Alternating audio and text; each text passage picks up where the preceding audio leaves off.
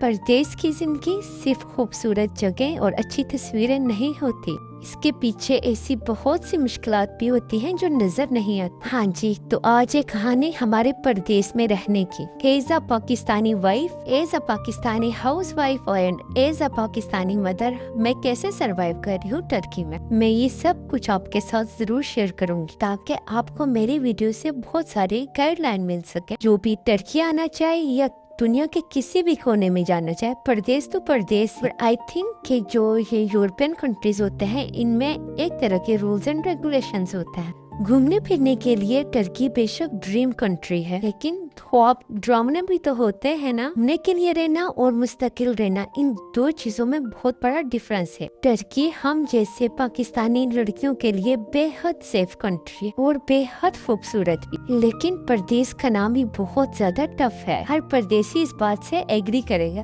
पाकिस्तान में रहने वालों को फील होता है कि मुल्क से बाहर किसी दूसरे कंट्री की जिंदगी में बहुत सहूलियात, ऐसा हकीकत में भी है, बहुत ज्यादा सहूलियात हैं। बहुत सारे लोगों की तरह तुर्की आना मेरा भी ख्वाब था। अल्हम्दुलिल्लाह अल्लाह ताला ने ये ख्वाब पूरा कर दिया। कोई भी मुल्क बुरा नहीं होता, लेकिन वहाँ के लोग और वहाँ का माहौल उसे बुरा बनाते हैं। अच्छा, मैं आपको टर्किश लोगों की एक बहुत अच्छी बात बताती हूँ। जब भी कभी हमारा किसी टर्की से मिलना होता है, हमसे वो पूछते हैं कि आप कहाँ से, तो जब हम उन्हें बताते हैं कि हम पाकिस्तान से हैं, तो वो बहुत ज्यादा खुशी से जोश से हाथ मिला के कहते हैं पाकिस्तान और तुर्की भाई भाई हैं। ये लोग भी पाकिस्तान से प्यार करते हैं, लेकिन कुछ लोगों की वजह से पाकिस्तान का इमेज बहुत ज्यादा खराब होता जा रहा है दिन ब दिन। वो लोग तो बुरा करके चले जाते हैं, लेकिन फेस हमें करना पड़ता है क्योंकि हम लोग यहाँ पे रह रहे होते हैं। उन्होंने जो मसाइल क्रिएट किए होते हैं तो उनका खमियाजा हमें भुगतना पड़ता है। वो कौन से मसाइल हैं बताऊंगी कल के ब्लॉग में। मिलते हैं कल। अल्लाह हाफिज।